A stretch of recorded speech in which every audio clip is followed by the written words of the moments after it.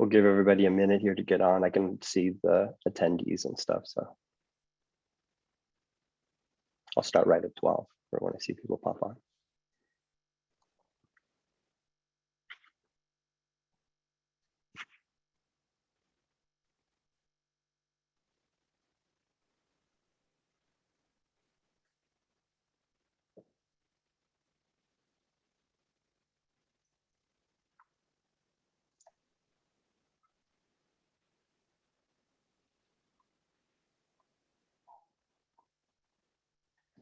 Okay, hello and welcome everyone to the December 2021 edition of Urgent Care Town Hall presented by California Urgent Care Association, CalUCA.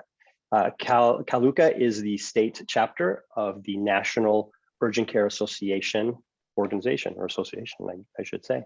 For more information about participating with CalUCA, see us at our website at caluca.org. That's CALUCA.org.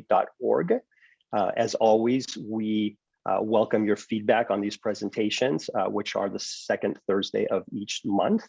And these presentations are free to anyone and everyone interested in all things urgent care. And we welcome your feedback on previous presentations, suggestions for topics for future presentations, as well as recommendations or volunteers for speaking and presenting things that would be of interest to our viewers. You can contact us with a simple email to info@caluca.org. Again, it's info@caluca.org. So wherever you're watching this presentation from today, it's holiday season is fast upon us. And before you know it, it's going to be a new year. So this is our last edition of 2021, and what a year it has been. It's a rainy, wintry, blustery day, as Pooh would say, and perfect time to take a moment and retool and think about what we're going to be doing for next year, and to bone up on some things that maybe you're not quite up to speed on. And I'm talking about today's topic, which is workman's compensation. So having been in this industry a really long time, I pride myself on being pretty knowledgeable about a lot of things, but I'm going to tell you that workers' comp is one of the things that is not on that list. So I'm very anxious to hear the tidbits and all the things that I don't know about to improve our practice.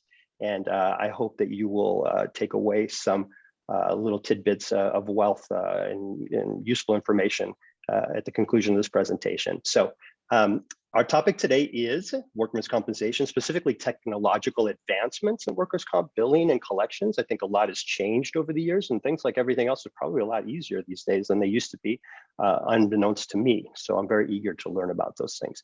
We have a very special guest today. Her name is Sarah Moray. Did I pronounce that correctly, Sarah?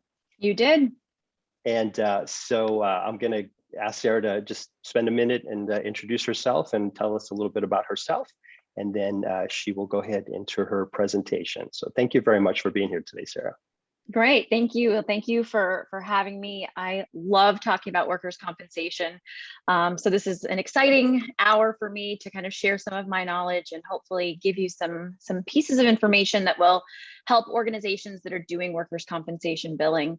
Just a little bit of background about myself. I'm one of the co-founders of Daisy Bill. We started Daisy Bill almost 15 years ago. And one of the reasons we started Daisy Bill is because we saw very little technology in workers' compensation. And technology in healthcare in terms of the billing side of things is usually a little bit behind other sectors of society. And workers' compensation is even further behind. And so we really saw an opportunity to help providers be able to bill and use technology to their benefit, which really in turn allows them to treat more injured workers and get injured workers back to work. So as I mentioned, we started many years ago specifically when California enacted e-billing, and electronic billing has been in place for a while, but not for workers' compensation. And there are a variety of reasons for that. One of them being that you have to submit the documents with your workers' compensation bills. And that's been a difficult thing for technology to adopt, but we've built a solution so that you can submit all of your workers' compensation bills electronically. And that really solves a lot of the billing problems. That's one of the things that I'm going to cover in today's presentation. So in addition to showing you some of our technology and explaining why technology is so important in workers' compensation, I'm going to show you some tips and tricks and just little things that you can do right now now, some of the things starting today that you can start doing in order to fix your billing. And then some other things that may take some implementation, some thought. They may take weeks or months, but hopefully they'll put some ideas into your head so that you can advance your billing or consider taking on workers' comp billing as an additional revenue source for any of you that don't do workers' compensation. So again, thank you so much for having me today. And please write down your questions. I'd be happy to take questions at the end. And also, I will be providing all of my contact information at the end of the presentation. And I really encourage you to reach out if you have questions specific to your organization. I'm always happy to answer those questions, whether it's fee schedule questions, regulation questions, ways that you can put technology into place. Don't hesitate to reach out to me. So look for my contact information shortly. So I really want to start with the obvious, which is workers' compensation is really complicated. It's hard to do. It's different than other types of billing.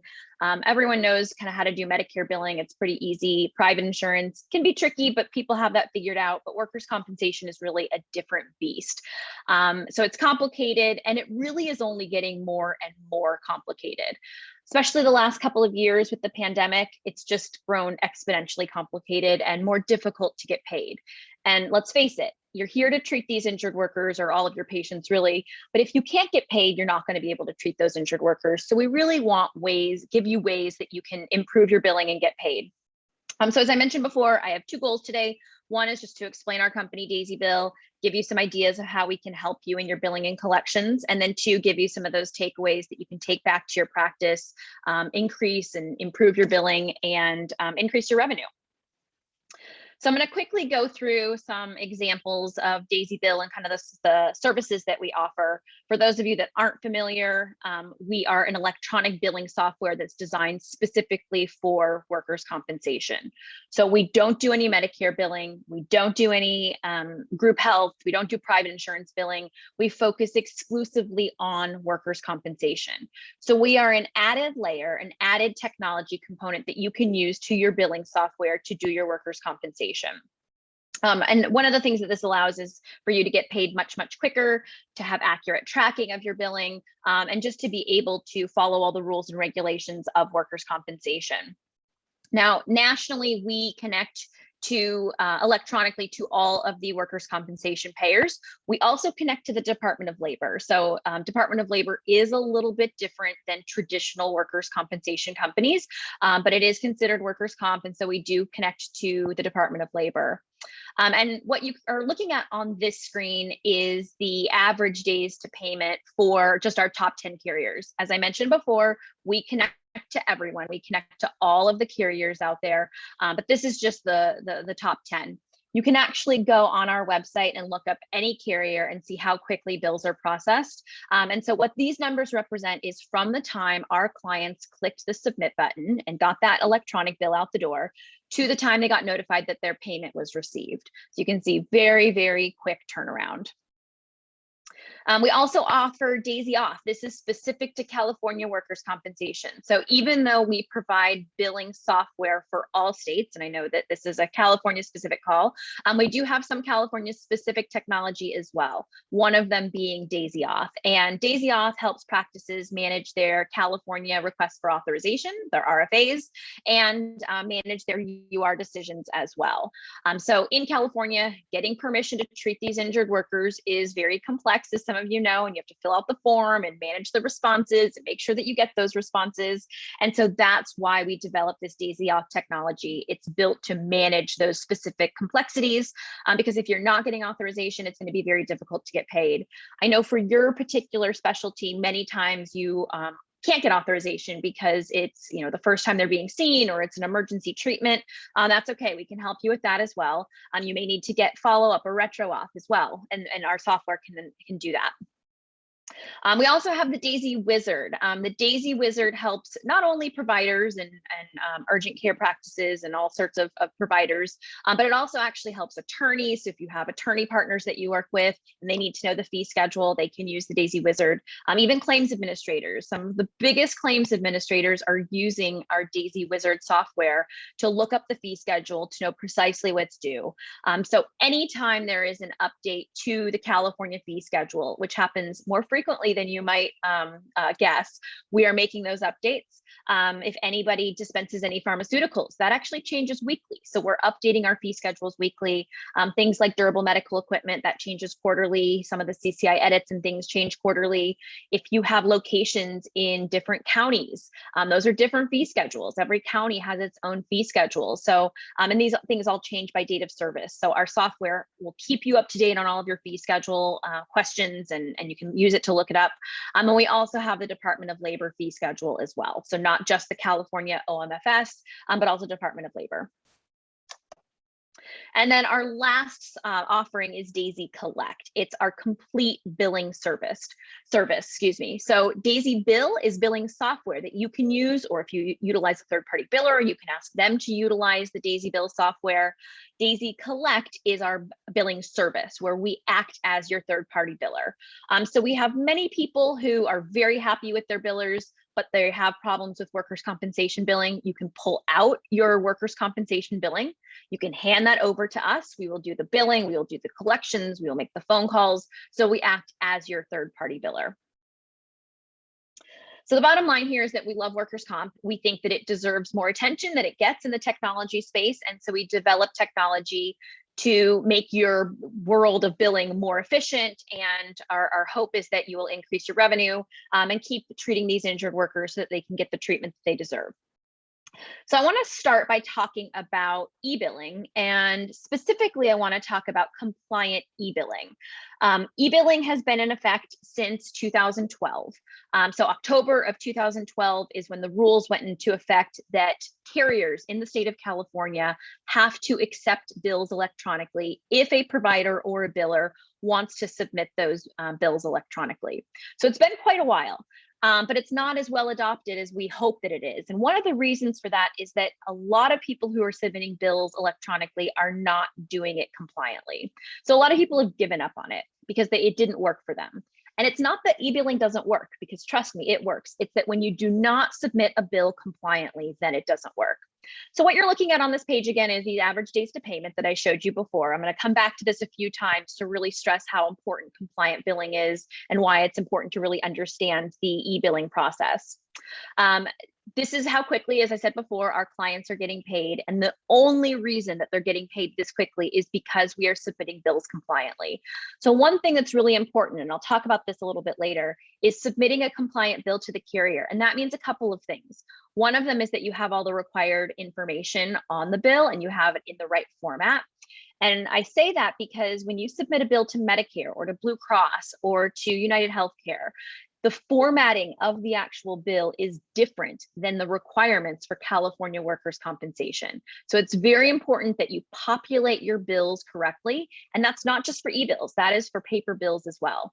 And then it's also critical that you submit the e-bills compliantly per the companion guide that's part of the DWC regulations. So currently in workers' compensation, a claims administrator chooses a clearinghouse to facilitate their e-billing. It's really the claims administrator that chooses that clearinghouse, which is very different than private insurance, where you can pretty much submit a bill through any clearinghouse and it will get to that carrier. So the clearinghouse takes that e-bill from the provider or the biller, they forward it to the carrier's processing system.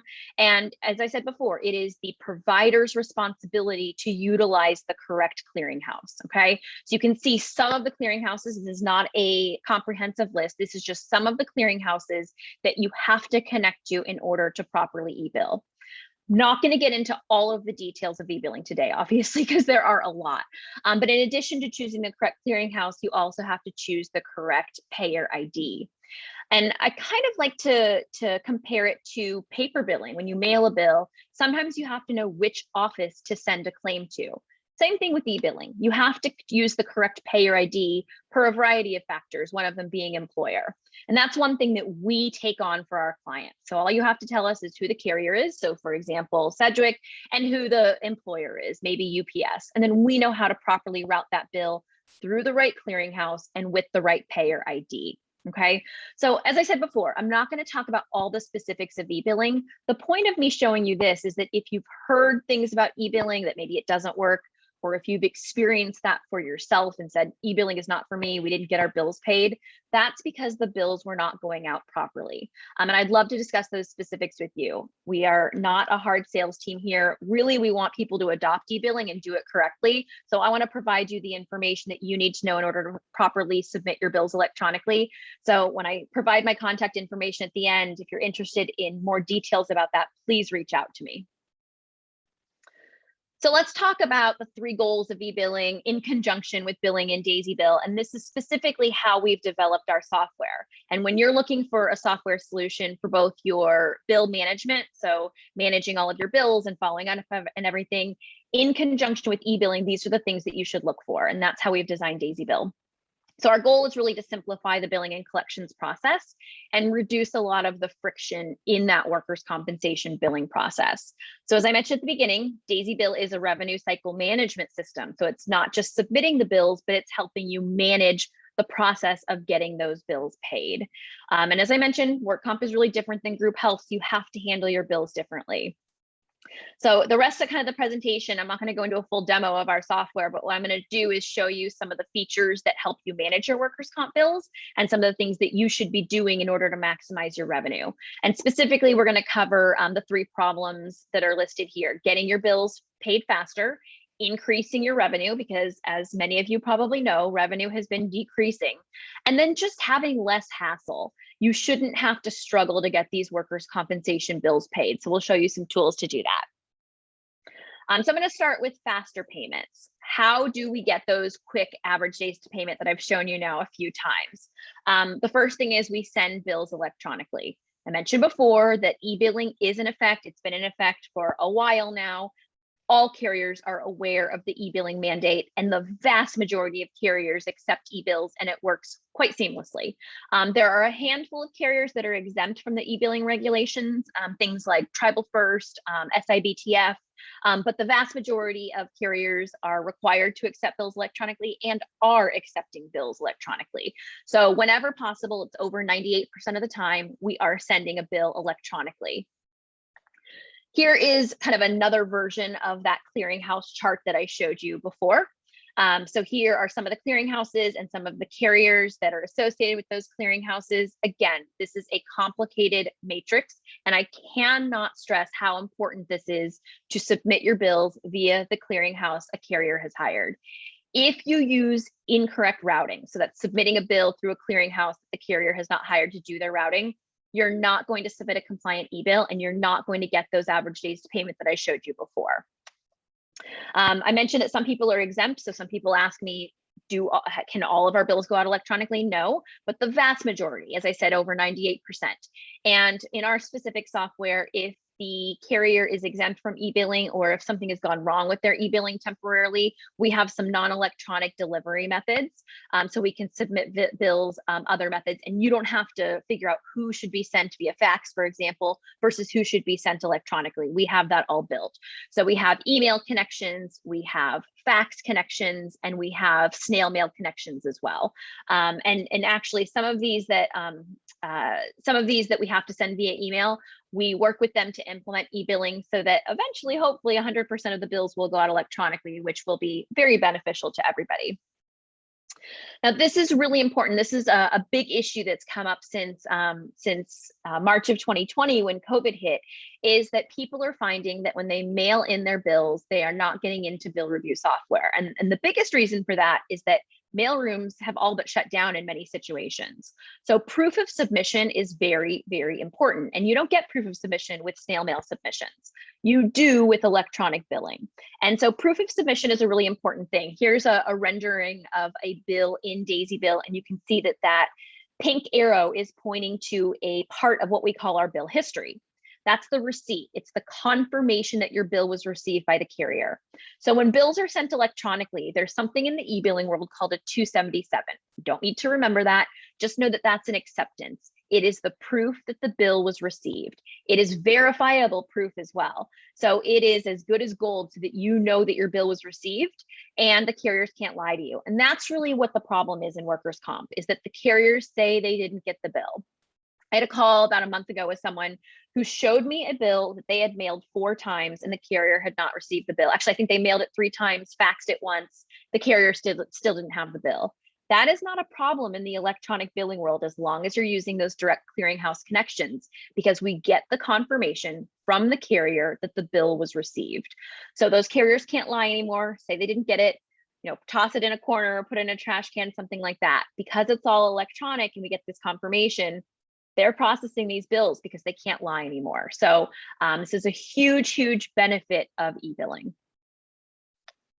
We also have non-electronic proof of submission when bills are sent via fax. So again, it's very rare that a bill is faxed, but we do have that in here. A lot of times people ask me about this for purposes of going to court. If they have to go to court to get their bills paid, yes, we have that proof of fax submission as well.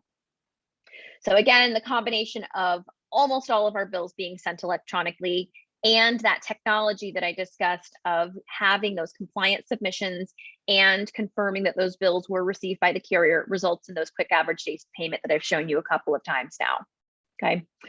In addition to being able to submit those bills electronically and get the confirmation, our team is able to track bills, track trends, and work with carriers in order to fix problems. So when you're submitting bills via mail and maybe the mailroom isn't entering those bills into the bill review software, those problems can go on for months before you get notification of that and things can get fixed.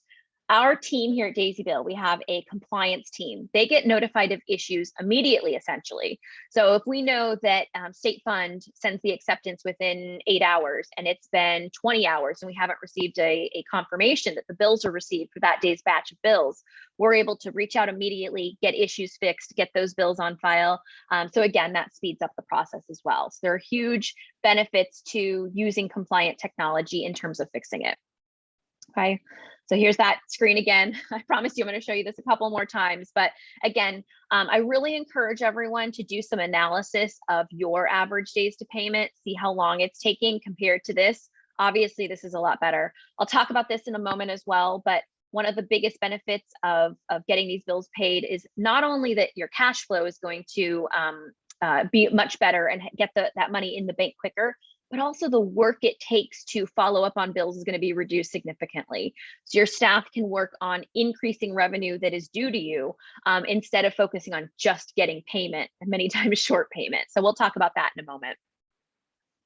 Our goal number 2 in terms of increasing revenue is, increasing revenue is appealing incorrect payments.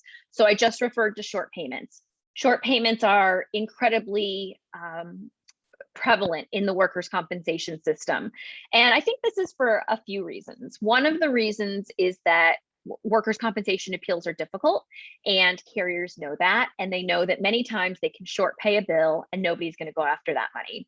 And secondly, the fee schedule is complicated. I can't stress how complicated it is. I do some training on fee schedules. I know the fee schedule, the OMFS inside and out.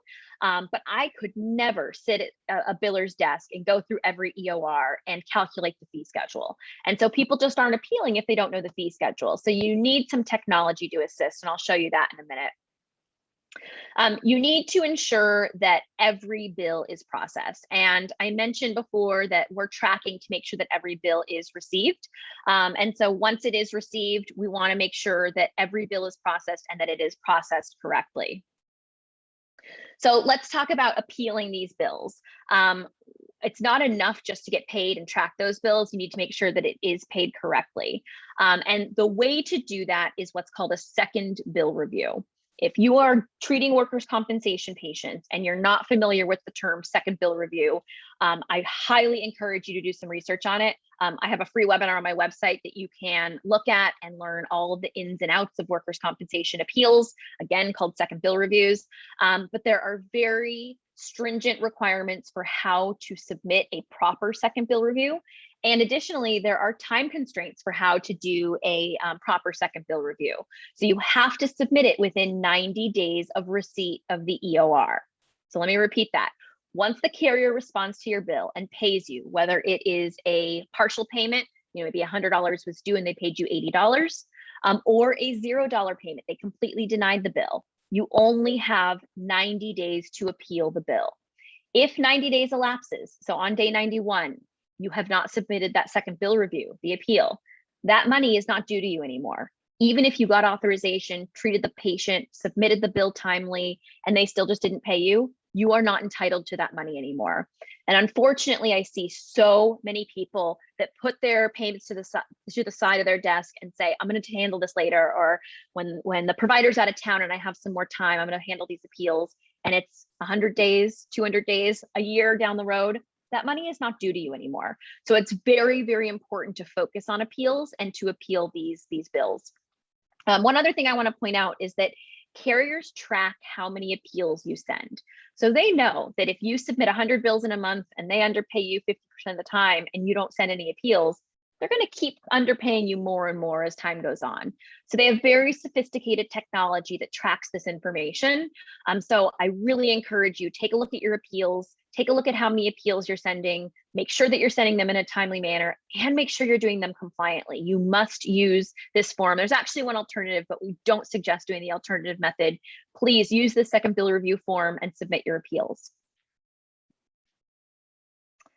And our goal 3 is less hassle. I'll briefly talk about the easy submissions, some workflow tools that we suggest, and then decreasing the amount of follow-up you have to do. I already mentioned one way to do less follow-up is submitting your bills electronically.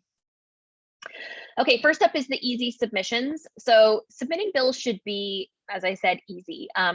Workers' comp, as I mentioned before, you have to submit almost all the time, you have to submit a report with the bill, which is different than other types of billing. And that really complicates the process of delaying some bills going out and filling your envelopes and getting them out the door. You shouldn't have to do that. Use e-billing because you can submit your documents with your bill. You simply click the send button, out it goes, instead of having to wait for your documents, stuff your envelopes, and then send it out the door. So e-billing certainly makes the actual submission process much, much easier. Let's talk about workflow tools. Workflow tools are important so that you know what you need to do and when you need to do them. I mentioned the second review process, the appeal process, and having a time period for which you're able to submit that second review. If you don't have a way to track those payments that have come in, to know the precise date that it came in, to know the precise amount that came in the door that was short paid for the fee schedule, it's going to be very difficult to go after these things. So in DaisyBill, we have a lot of workflow tools, but I'm going to specifically talk about tasking. And we find, especially with organizations that are submitting a high volume of work comp bills, that it's difficult to know what you need to do and when you need to do it. So our technology automates that. When a payment comes in, if it's short paid for the fee schedule, we route it to a bucket of short payments that were received, and a person is notified that an appeal needs to go out the door. If you don't have it, have systems like that, you're going to get a big pile of bills and it's going to be very difficult to manage that. So whatever system you're using, just make sure that there are ways that you can have bills in buckets and you know specifically when you need to work on them and when you need to complete those tasks by. Otherwise, you're going to lose a lot of revenue. So the DaisyBill billing and collections process, it's really an assembly line system. And even if you only have one biller that's handling your workers' comp, you still need some sort of assembly line. So what that does is efficiently moves the bills from one process to the next, and you know when you need to work on them. So what we do is we automatically create and assign tasks to a designated person in the organization. So if you have someone that's in charge of, let's say, obtaining demographic information, if there's demographic information missing, that person receives a task. If you have someone that's in charge of second level appeals, those are called independent bill reviews, we can assign those independent bill review tasks to that person. So you need to make sure that the right person is handling the right type of tasks so that you're getting those jobs done. So here's another example. Maybe a person who handles appeals gets assigned tasks to review an appeal payment for accuracy. So they'll look at that appeal payment, they will take a look and see if they want to appeal it, and then they will get that information. Within our system, what we do is we have you tell us who does what. So here's the person that does appeals. You can assign appeal tasks to that person so that they are immediately notified of tasks. You shouldn't have to be manually pushing things out. People should be notified as soon as there's something that needs to be done. Here's another example of no response. No responses are pretty rare for our DaisyBill clients, but they do happen. There are carriers that don't respond to bills in a timely manner. So what a no response task means is that a bill was sent, We got the acknowledgement that it was received, but they did not pay or respond to that bill in the time that's allowed by law. And again, remember, when you submit a bill electronically for a treatment bill, it's 15 working days. So when people say, I'm getting paid quickly, I'm getting paid in 60 days. No, we want you to be paid in 15 days or less, because that's the rules for electronic billing. So we can take that no response bill. We can say maybe whoever creates the bill, whoever enters the bill or imports the bill into Daisy Bill, they're the one that should be getting that task. You can assign it to a specific person. You can assign it to a specific group of people. You can assign it by a carrier. So if you're a large organization and you have a ton of Cedric bills and you have a Cedric expert, you can say, I want all Cedric bills to go to Ben. And then Ben will get all of the tasks assigned for that particular task assignment. And then this Daisy Bill homepage shows a user exactly what tasks they should be working on at any given time period. Users don't need to guess what's going on and guess what tasks they need to do or go through a spreadsheet. It tells them you have this many no response tasks or you have this many appeals that you need to send. It really takes a lot of the guesswork out and really increases people's revenue. Our last point of goal 3 is less follow-up. So I already mentioned this part of it. When you're getting paid quickly, you just have less follow-up. I don't know the exact rates right now for paper billing, but I know that many bills just aren't responded to. And so you have to make a lot of phone calls or send a lot of duplicate bills. And that can be costly both from a time perspective and from a hard cost perspective. So you're spending a lot on ink and paper and CMS 1500 forms when you're submitting bills on paper. So again, switch to e-billing. It's going to cut down on the follow-up. It's going to cut down on the costs, and it's going to get these bills processed much quicker. So now that you've seen how our software assists with the billing process and increasing your revenue, I want to provide you with a couple last ways that you can improve your collections. I also want to show you our appeal process, which I'll do just a quick actual demonstration of how our appeal process works, because I also want to show you some fee schedule tools as well. So I want to briefly touch on PPO networks and discount contracts. This is complicated. And for those of you that don't read our blog, I highly suggest that you do, because we've put out some blog posts over the last maybe 3 or 4 months that specifically talk about PPOs and network discounts. Many years ago, 10+ years ago, it was very common for a carrier to reach out, or a PPO to reach out and offer a discount of 2%, 5%, maybe 10%. And there were some benefits associated with that. Times have changed. And the discounts that are being taken by these PPOs and by these networks, and sometimes they kind of shield themselves behind other names, so you're tricked into signing these, are steep. We have seen as steep as, I think our biggest one was 45% off of the fee schedule. And there are a couple ways that they do this. They can take a percentage off the fee schedule, or they can do just certain rates. So they'll say, for this code, we're just going to pay you this rate. And either way, they can be very dangerous. The other thing that's really important about these PPOs and these network contracts are that they are sold and they spread like wildfire. And so just because you think that you're signing an agreement for one particular carrier, and maybe you're expecting to only have 20 patients a month or something like that, that is not how it works. They sell these and they use different names, and it's very complicated to kind of figure out what's going on and to get to the bottom of it. If you're tempted to sign a contract, feel free to reach out to me and discuss. We've been reviewing contracts for our clients and for some potential clients over the last year, and we have not yet found one that we didn't need to make changes on that seemed fair to the provider. And probably over 90% of the time, there's just no way to fix it in a way that will be beneficial to the provider. Many times these companies say that they're going to refer patients to you. They're going to inundate you with patients. You're going to have a full waiting room. It's going to be great. And most of the time that's simply not true. So you are signing something that takes away your revenue and you're not getting the benefits of it. So again, if you get one of these, if you have one on your desk right now, reach out to me. We will help you look through these and we'll provide you guidance. And every time we review a contract, we learn something new. They are changing quickly. They are figuring out additional ways to take your reimbursement. So I really warn you against signing these. Reach out to me, we can help. And then I want to leave you, before I show you the appeals, with probably the simplest way to help your revenue right now. And Many of you may laugh and you may think this is silly and you may think that you're already doing it. But one of the things that we do when we onboard a new client at Daisy Bill is we look at their actual bills. We have them send us bills sometimes and we look at them and we look at what they're collecting. And almost every time they are not collecting the right information, or they are not collecting enough information, or they're submitting bills that are not complete. As I mentioned before, private insurance bills require different information than workers' compensation bills. And so one of the simplest things that you can do is use a complete intake form. And we provide this on our website, or email me and I'll just send it to you.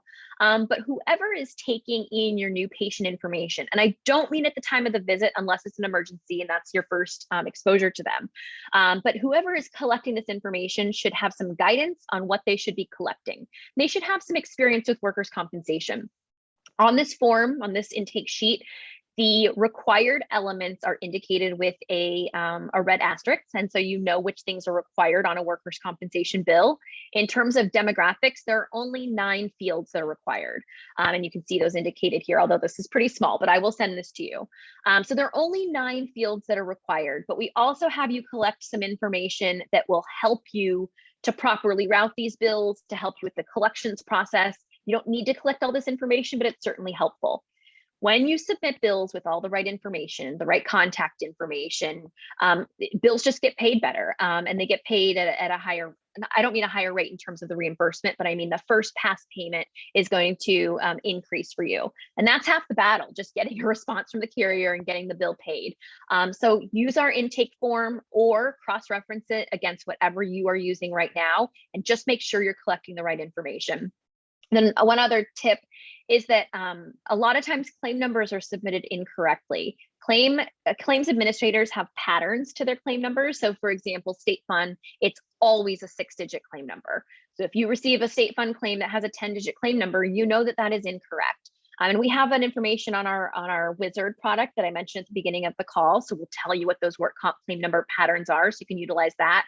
And in our billing software, we actually double check the claim numbers and make sure they match the pattern. So little things like that, spending a little extra time getting the correct claim number is significantly going to help your process. So before I talk about the takeaways, I am going to show you just very, very quickly the appeal process within Daisy Bill. So this is our demo environment. This is not a real bill. This is not real information. But I just want to show you why it's important to know the fee schedule and how quickly you can appeal these bills. And this is not the fault of billers. There is, as I said before, I'm a fee schedule expert. I can calculate the fee schedule manually on any bill, but there's no way I could sit in an office and do every single bill. There's just not enough time in the day to do that because it's a very time-consuming process.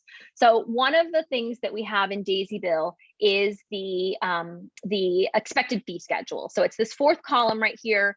We compare the provider type. So if it's a PA, that's a different rate than an MD. So we compare the provider type to the date of service, to the location, and there are a variety of other things that affect the fee schedule rates as well. And we will tell you precisely what the fee schedule is. If you're not a Daisy Bill billing client and you use our Wizard, you can use our fee schedule lookup tool to get this as well, and then you can create an appeal.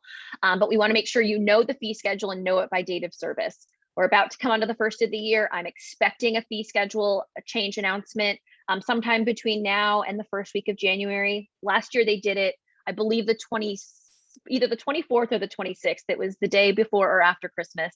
In 2 or 3 years prior, they did it the 1st week of January. So anytime now we should be receiving a fee schedule update.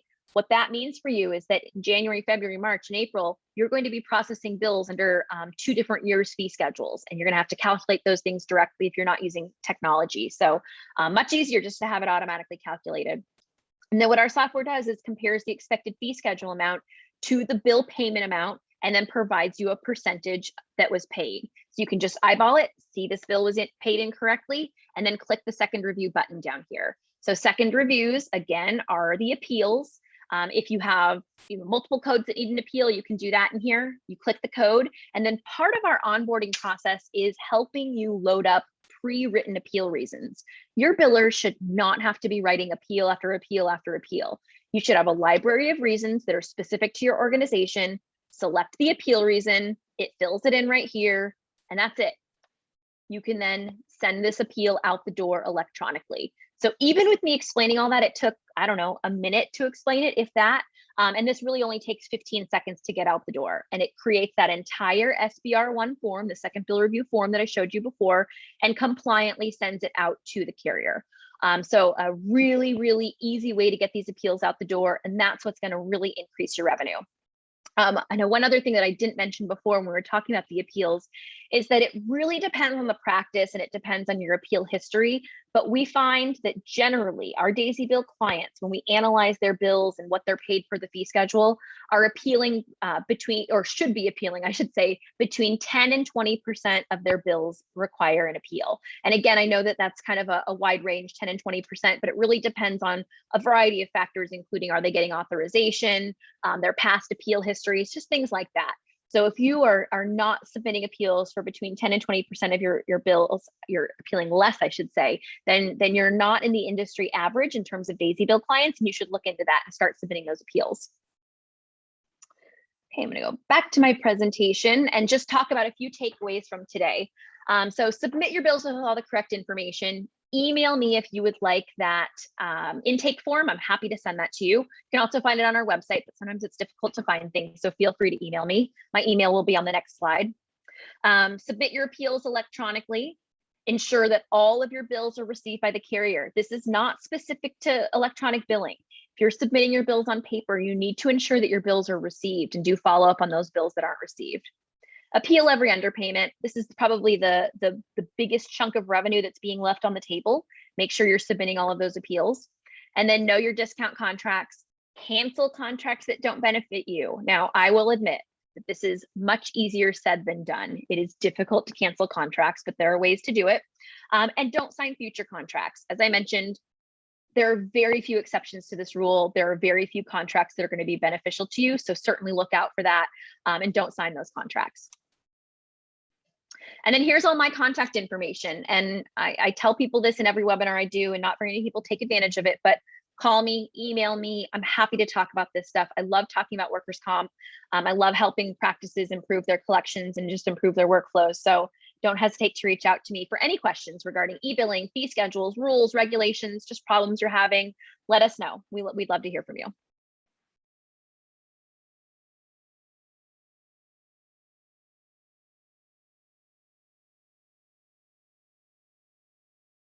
Oops, I don't think I can hear you. Are you? I'm on mute. I mean, this like that's the phrase of the year, right? It's like, you're on mute. I'm on mute. We're all on mute.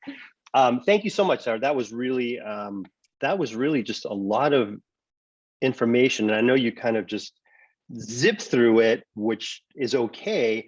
But my take on it was that, wow, it's the process seems just so sophisticated now. And that was kind of what, you know, I've been doing this for a long time, and it goes all the way back to, you know, NCR forms and, you know, dot matrix printers and all that kind of stuff, believe it or not, right? And it's really changed. And I was hoping that this process had kind of kept up with the times, but admittedly, I haven't really looked into it very much. Our billing department is doing things the old way, and this could be a good opportunity to learn some stuff. So I have some questions, but I wanted to defer the first question to an esteemed viewer that has asked, what is the success rate on secondary appeals?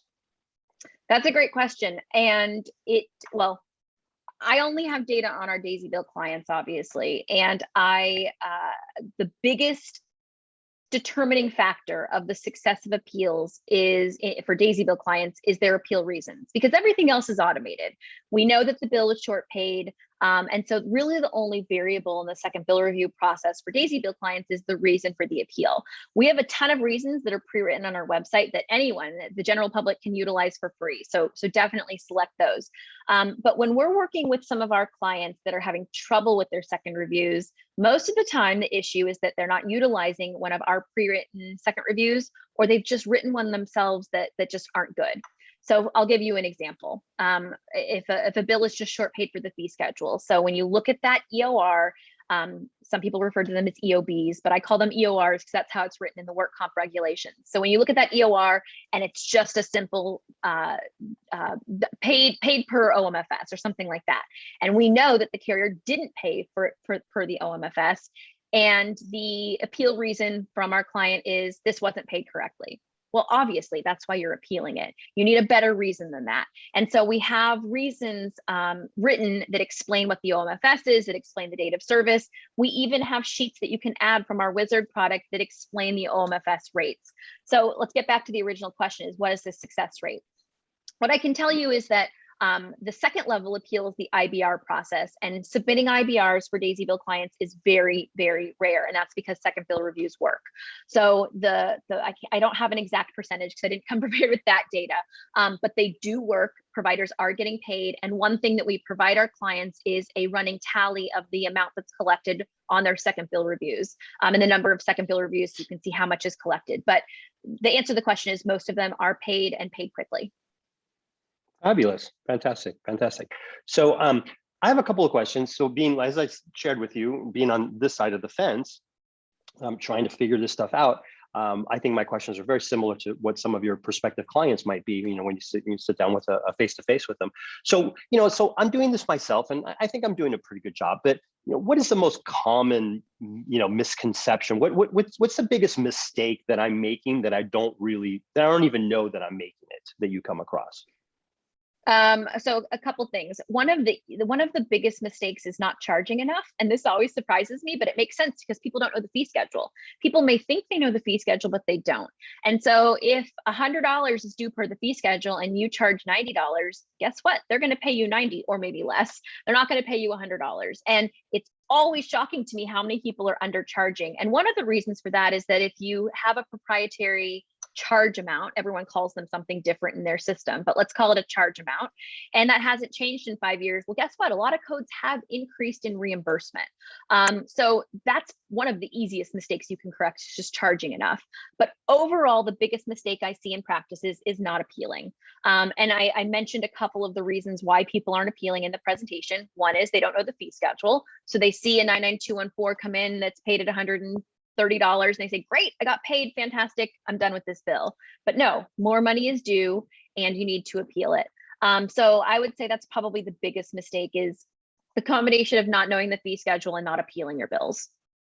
So how do we stay up to date on fee schedules? I mean, obviously you're plugged into this industry and you live and breathe it. And assuming that, I'm not your client yet, but I want to double check and see, how bad of a job really have I been doing? How do I double check my fee schedule, or how do I know when new fee schedules are coming out, and how do I manage that in my EMR and things like that?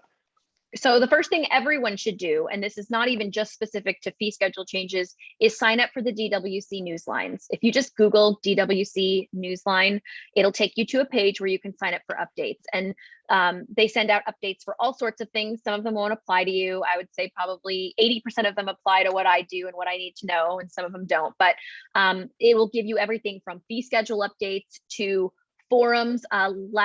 I believe it was last week, the DWC had a forum where you could just ask them questions or give comments about friction in the work comp system. And I was on that. Many Daisy Bill clients were on that, but it was not as well attended as it should have been. So sign up for those DWC newslines because they give you really important updates about everything from fee schedule changes to just things that are happening within the industry. In terms of the practical matter of how do you, let's say you wanted to do an audit of one day's billing and see if you were getting paid correctly. As far as I'm aware, there are only two ways to know what the fee schedule is. One is to calculate it yourself. And so if you, again, go to the DWC website and just Google OMFS and DWC, and you'll be able to find the regulations, and it will provide you with all of the details of the fee schedule. Then you can make those calculations yourself. Or two, use our software. And again, our Wizard, you don't have to use our billing software. You can sign up for a free trial of our Wizard software and you can look up the fee schedule yourself. So again, we have a free trial of that. That wouldn't cost you any money. And if you want to use it after that, it's $49 per user per month. So those are really the only two ways that you can, that I know of at least, that you can access the fee schedule. Great. Well, that's very helpful. That's something I didn't know about the DWC newsline. So hopefully our viewers will jump on there, and probably an email subscription or something like that. Sounds like it'd be very helpful. So you touched on some of the other offerings that your company has.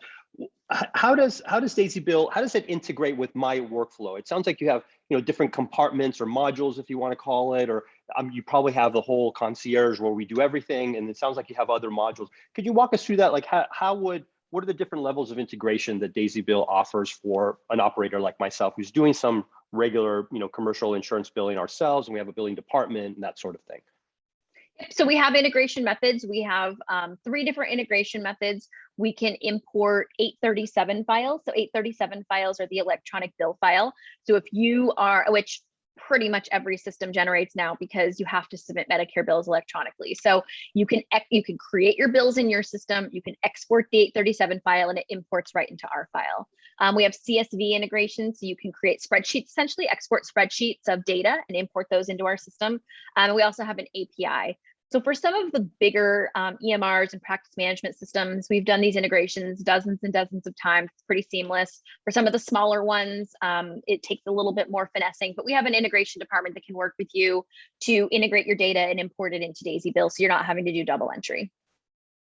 Got it. So, and then what are the different levels of services that you provide that you would propose to a client? Is it soup to nuts? Is it from beginning to end? Is it, you do everything, or we do some input and send it off to you, and you do some collections, or how does that work?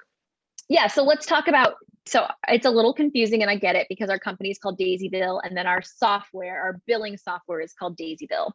So Daisy Bill is where you can use our software to do your own billing. So if you have in-house billers that are familiar with workers' comp and just want a better technology solution, you can use our software and submit your bills electronically, manage them, appeal them, do all of that within our software.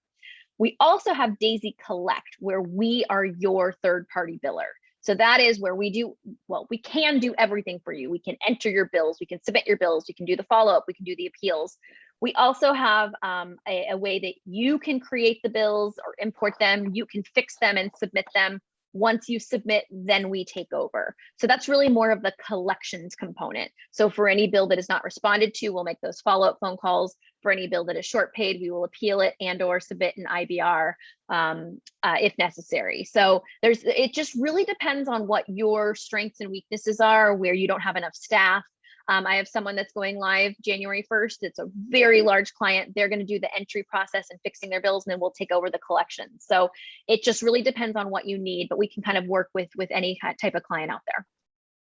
Okay, that's a good. So it's not really one size fits all. It's kind of you manage the integration with whatever it is that my priorities are and what my business structure is like and things like that. So yes. So one of the areas that I have personally found kind of confusing as an operator is the networks, the panels, the MPNs. I don't even know what this is. Like, what is it? So I'm sitting here at the front desk, and my clean, shiny urgent care is ready for business, and somebody walks in, and it's like, I heard myself at work. And one of the first things is like, do we see them? Do we not see them? Are we on this? Do we take it? Do we not take it?